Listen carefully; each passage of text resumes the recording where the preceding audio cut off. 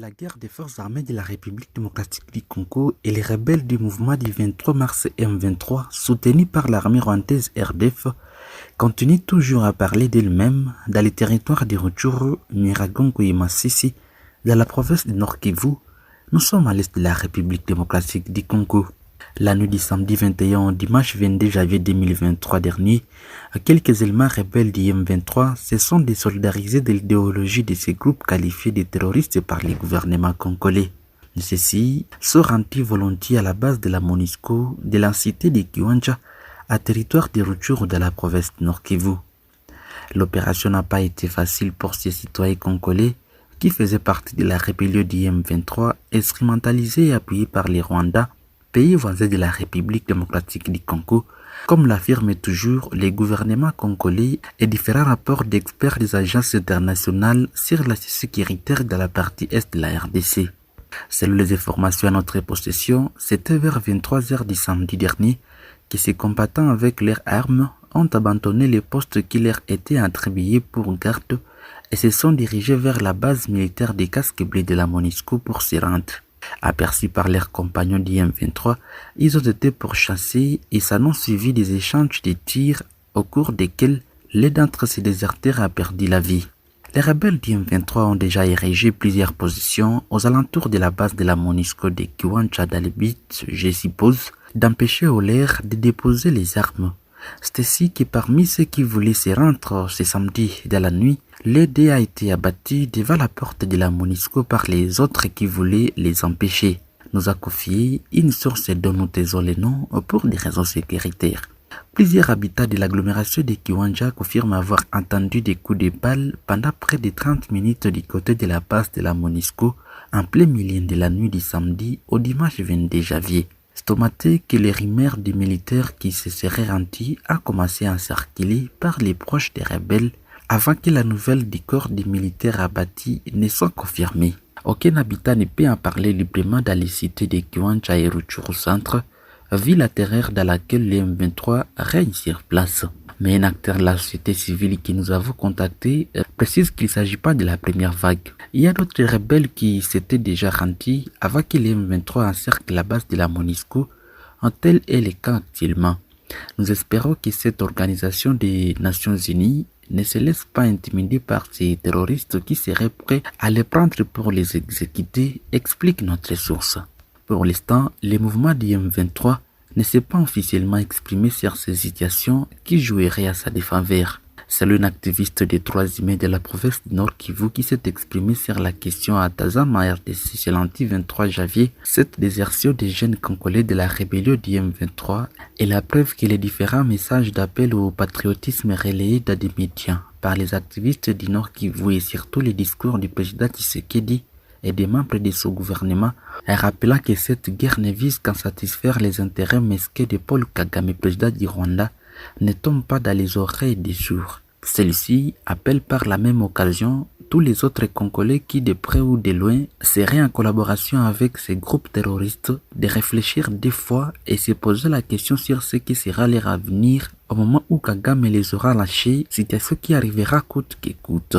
Il faut le dire que de nombreux citoyens congolais sont actifs aux côtés des militaires rwandais de RDF dans la rébellion du M23 en province du Nord Kivu, une rébellion dont toutes les décisions se prendraient à Kigali selon le gouvernement congolais. Cependant, madame, messieurs, les gouvernements congolais condamnent et dénoncent fermement l'attaque contre l'aide de ces avions Su-25 par l'armée rwandaise ce 24 janvier 2023 à 17h à Goma au Nord Kivu, indique les communiqués signés par le ministère de la Communication et Médias. Selon ces documents, cet avion de chasse a été attaqué pendant qu'il entamait son atterrissage sur les pistes de l'aéroport international de Goma. Les tirs rwandais ont été dirigés vers un aéronef congolais volant à l'intérieur du territoire congolais. Il n'a nullement survolé l'espace aérien rwandais. L'avion a atterri sans dégâts matériels majeurs.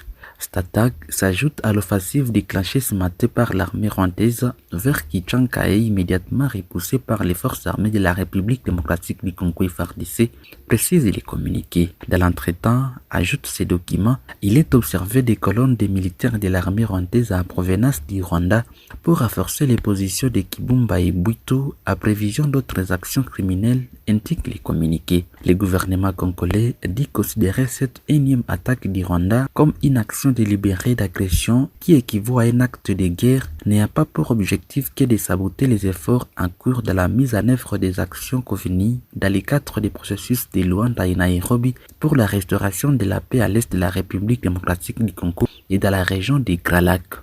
Par ailleurs, à quelques jours du démarrage des opérations d'enrôlement des électeurs au centre à l'est du pays, le gouvernement appelle l'attention de la communauté internationale sur la nécessité et l'urgence de maintenir la pression sur les Rwandais et les mouvements terroristes M23 qu'ils cessent la violence qui risque d'hypothéquer ces opérations en cette année électorale. Bien qu'étant engagé dans les différents processus de paix et prévient les communiqués, le gouvernement congolais dit se réserver les droits légitimes de défendre son territoire national et ne se laissera pas faire.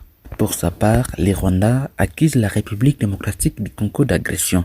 Kigali accuse un avion de chasse de l'armée congolaise d'avoir violé son espace aérien. En réponse, il dit avoir pris des mesures défensives. Aujourd'hui à 17h03, un avion Sukhoi 25 à provenance de la RDC a violé pour la troisième fois l'espace aérien rwandais et des mesures défensives ont été prises.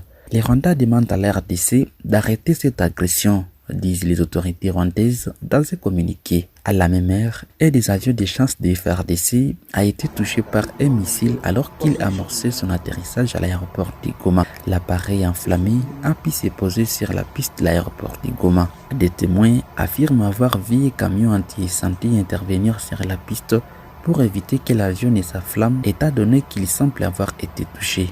Pour le député Juvenal Mounoubu, membre de la commission sécurité et de défense, il s'agit d'un véritable casus belli. Toujours ce mardi, les FARDC ont affronté les combattants du M23. Selon l'armée congolaise, il s'agissait d'une coalition RDF-M23 qui ont pour objectif de couper la route Goma-Massissi. Il est vrai qu'il y a eu des agitations à Kichanga, s'attirer à environ 10 km de Kichanga. C'est la raison des agitations. À l'heure actuelle, Kichanga et ses alentours sont sous contrôle de l'armée congolaise. Les combats sont encore à court et il est encore trop tôt pour parler des bilans, a ajouté le colonel Guillaume Njike. Au même moment, la situation sécuritaire à l'est de la République démocratique du Congo a été abordée dimanche 22 janvier 2023 lors du congrès du parti présidentiel burundais CNDD-FDD à Gijeta. Les participants à ce congrès ont condamné les actes de violence, de tueries et de massacres dont les Congolais sont victimes de la part des groupes armés dont certains sont soutenus par les pays voisins. À cette occasion, le parti au pouvoir a demandé aux Congolais de s'élever et d'empêcher ainsi que la RDC puisse sombrer dans les chaos.